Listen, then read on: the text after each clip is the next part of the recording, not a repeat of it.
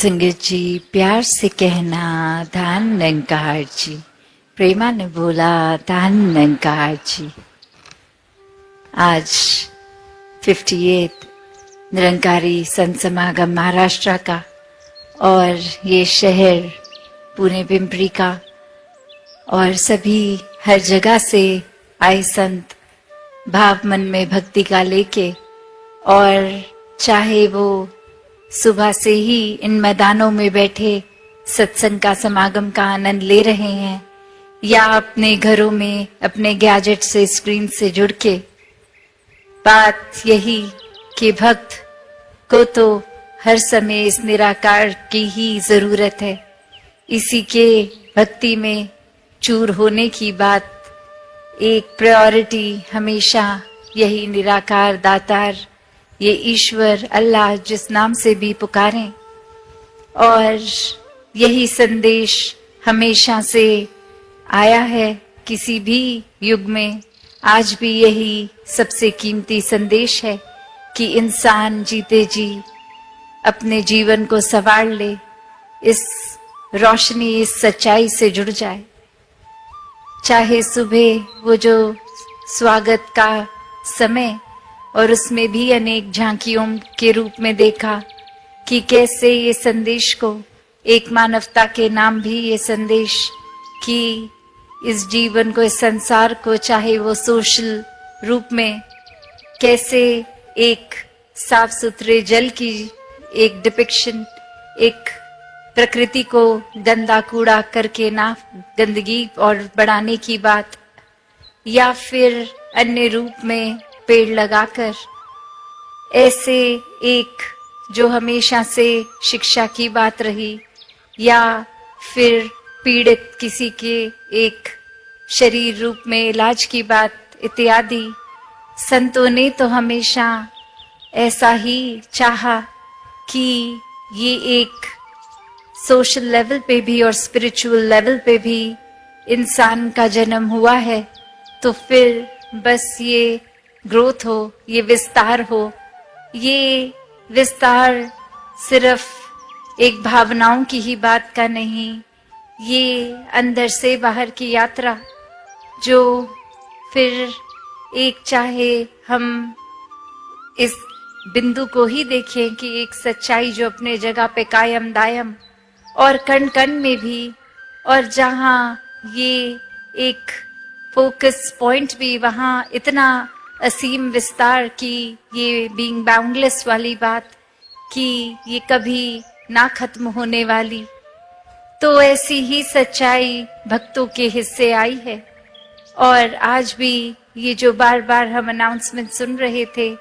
कि जीते जी ये ब्रह्म ज्ञान की दात, इस निराकार को जान लिया जाए तो ही जीवन सफल है। कभी भी संतों ने ये नहीं कहा कि अपनी सामाजिक पारिवारिक जो एक रिस्पॉन्सिबिलिटीज हैं, कर्तव्य हैं, उनको ना किया जाए, पर सिर्फ और सिर्फ अकेले होके भक्ति की जाए। नहीं, संतों ने यही समझाया है कि इस समाज, इस संसार का हिस्सा बन के घर परिवार में रहकर ही भक्ति की जाए। फिर वो चाहे कहीं पे भी किसी समय हम हैं, हम सड़क क्रॉस कर रहे हैं, किसी म्यूजियम में हैं, कामकाज में हैं, स्कूल में हैं, ये परमात्मा तो उतना ही हर जगह है। हर समय इसके साथ होते हुए जो भी कार्य कर रहे हैं वो किया जा सकता है। और सबसे पहले इसी को जानना है। इसी को जानकर ये जो बात है कि एक को जानो, एक को मानो, एक हो जाओ, एकला जाना एकला माना एक वा, कि कैसे एक संसार में जहाँ इस एक की ही बात होती है कि ये परमात्मा, चाहे अनगिनत नाम इसके, अनगिनत किसी ना किसी क्वालिटी से जोड़ दिया जाता है कि ये एक करुणा दया का सागर है, ये तो प्रेम का स्रोत है। ऐसे ना जाने कितनी ही खूबियों से एक पुकारा जाता है।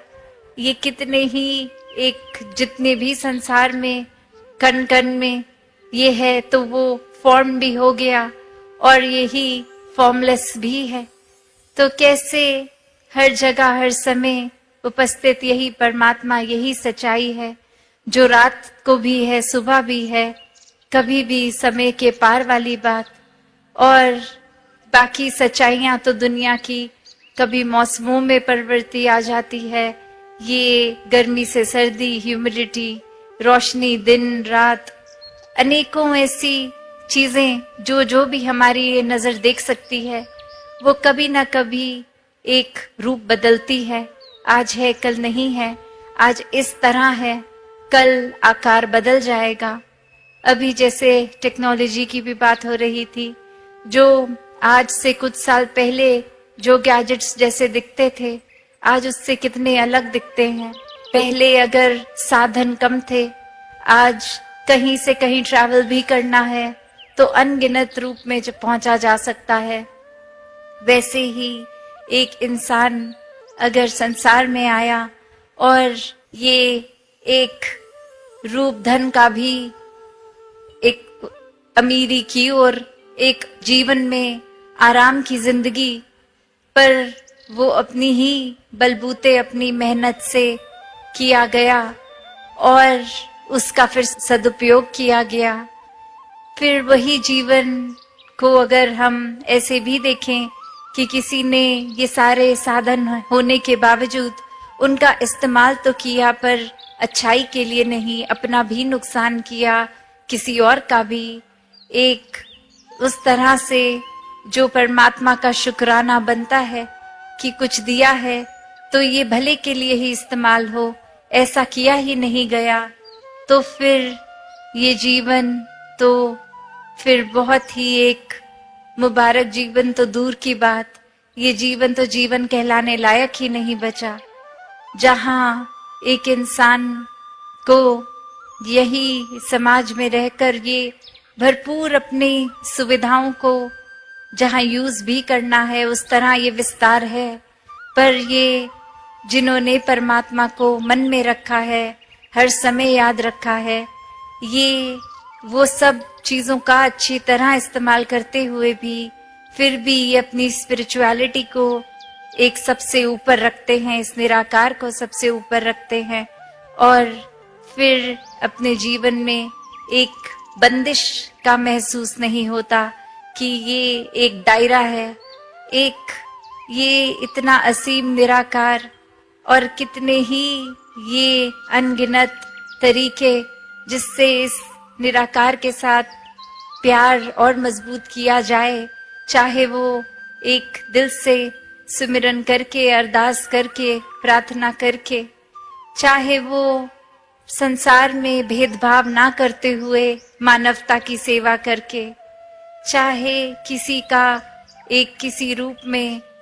किसी तरह का भी कंफर्ट पहुंचा सकते हैं, दुख तकलीफ दूर कर सकते हैं, वो कार्य करके। और बात सिर्फ वही कि समर्पित भाव हो, वरना अहंकार जहां अपनी जगह ले लेता है, फिर तो मन में यही आएगा कि अगर किसी के जीवन को मैंने संवारा तो वो मेरी वजह से हुआ, अगर मैं ना ये मदद करता तो फिर वो इंसान का तो भला नहीं होना था। पर यही एक फर्क सेवा में और मदद में, ये हेल्प नहीं है, ये तो सर्व करना है। और वही संत तो ये खुद को गवा कर सेवा करते हैं, और ये हम्बल हो के एक विनम्रता के साथ कि ये परमात्मा सेवा करा रहा है, शक्ति बल बख्श रहा है, तो ही कुछ हो पा रहा है। और फिर यही मन सत्संग करके भी इस दातार, इस निराकार के साथ वो अपना डीप कनेक्शन और मजबूत कर लेता है। और वहीं अगर सत्संग में भी आके एक ध्यान इधर उधर, या फिर सिर्फ इसीलिए आ रहा है कि कोई देख ले हम भी आते हैं सत्संग, या अक्सर छोटी छोटी चीजें कि किसी को देखा कि कोई जीवन में उपलब्धि मिल गई है, तो एक खुद की ही कैलकुलेशन लगाई कि वो महात्मा तो बहुत रेगुलरली संगत जाते हैं, तो हम भी जाएंगे तो हमें भी वो अचीवमेंट मिल जाएगी। या ऐसे कोई भी कारण बना लेते हैं, जो एक मूल रूप से, एक अपने प्योर रूप से एक भक्ति के दायरे में नहीं, चतुर चालाकियों के दायरे में आता है। और ऐसा करना भी फिर वो सत्संग नहीं है, क्योंकि अगर यही देखें कि ये सत्य का संग है सत्संग, इसमें और कोई भाव की मिलावट आ जाए तो फिर वो सत्संग नहीं रहेगा। तो कैसे अपने जीवन में एक वही बात कि जब ये निराकार पूरा है तो फिर हमारा इस निराकार पे यकीन होना ना होना इस निराकार को पूरे से अधूरा तो बना नहीं देगा। ये तो हर जगह वैसे ही मौजूद रहेगा। एक परमात्मा में विश्वास ना करना, इससे नुकसान तो हमारा ही है। वैसे ही एक कहानी जहां एक गुरु और उनके अनेकों शिष्य साथ, और उसमें एक शिष्य एक दिन देखता है कि जब हमारी ये स्थापना हुई थी, ये शुरुआत हुई थी, तो जितने व्यक्ति जुड़े थे अब वो तादाद कम हो गई है। और वो जाके अपने गुरु को बताते हैं कि ये काफी व्यक्ति तो कहीं और जुड़ गए हैं, हमसे टूट गए हैं। और फिर वो गुरु का कुछ रिएक्शन नहीं, किसी तरह से कुछ कहते नहीं है, अपने आनंद में ही वैसे ही भक्ति में लीन। और बार बार ये बोलने पे फिर एक बार समझाते हुए कहते हैं कि जो टूट गए हैं वो तो कहीं जुड़े ही नहीं थे। तो बात वही है कि अगर कोई और वजह से कहीं पे हम जुड़ रहे हैं तो वो एक मन पहले ही अगर सत्संग में नहीं जुड़ रहा, फिर सत्संग पंडाल में बैठना या सत्संग भवन में जाना या ना जाना वो एक ही बात है। और ऐसे ही भाव इस कहानी में भी कि ये आस्था, ये विश्वास अगर है ही नहीं तो एक फिजिकली वहां पे होना या फिर वो एब्सेंट होना, वो तो कोई फर्क पड़ता ही नहीं है। और ऐसे ही वो समझाते हैं कि ये कोई गिनती की बात थी ही नहीं, यहाँ तो ये क्वालिटी की बात है, क्वांटिटी की है ही नहीं। और ऐसे ही वो भाव भी आते हैं जहाँ क्वालिटी भी होती है और क्वांटिटी भी होती है। ये संतों के दिल होते हैं जो ये सच्चाई को पहचान कर एक जहाँ उमड़ उमड़ के सत्संग भी आते हैं, वहाँ मन में भी एक बहुत ही प्यारे प्योर भाव होते हैं, साफ, कि बिल्कुल कोई छल कपट नहीं, सिर्फ इस निराकार के प्रति प्यार, तो निराकार की बनाई इस रचना से प्यार। और यही एकत्व भी कि इस परमात्मा से ब्रह्म ज्ञान रूपी दात के बाद जब प्यार हो गया तो फिर कोई फर्क ही नहीं है, हम स्वयं प्यार बन गए। हर जगह प्यार ही प्यार है, प्यार बांट भी रहे हैं और वो एहसास भी नहीं है कि हम प्यार बांट रहे हैं। जिस तरह एक फूल अपनी महक बस देता ही जाता है, तो वो कोई खास एफर्ट नहीं है फूल का, वो तो उसी का गुण है, खुशबू, तो वो बिखर रही है। तो बात यही कि फिर ये एक मिक होके परमात्मा से मन हरेक से एक मिक हो गया। और ये एकत्व की बात यहाँ तो संतों ने हमेशा जैसे समझाया कि जीते जी इस परमात्मा का साथ कर लें। अक्सर ये विषय पे अगर चर्चा होती भी है तो ये दिमाग किसी न किसी और कारण को प्राथमिकता दे देता है कि अभी हम इस वजह से बिजी हैं, तो अभी तो ये परमात्मा को जानने की जरूरत नहीं है, अभी आयु छोटी है। तो बात वहीं ये जीवन के अनसर्टेनिटी की भी है कि ये श्वास तो पता नहीं कब चले जाएंगे, कोई निर्धारित उम्र ही नहीं है, तो किसी का अगला पल है नहीं, पता नहीं। तो उसी पल में इस परमात्मा को जान लिया जाए तो ये बात कि ये परमात्मा हर जगह है। और जैसे ही ब्रह्म ज्ञान होता है तो ये उस परमात्मा से इस परमात्मा के दर्शन हो जाते हैं, क्योंकि ये हर जगह आंखों के सामने हर समय, और भक्तों सोते उठते हर समय जब आंखें बंद भी हैं, सो रहे हैं, तो भी ये परमात्मा क्या ही भक्ति रूप उस तरह भी, और खाते पीते खेलते कुछ भी करते हुए ये परमात्मा ही हर समय साथ इसके एहसास में ही जीते हैं।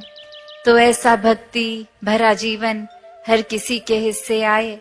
और हर कोई अपने जीवन में जहाँ एक जितनी भी उपलब्धियों को प्राप्त करे वो मुबारक उपलब्धियां हैं। सत्संगत जी, धन निरंकार जी।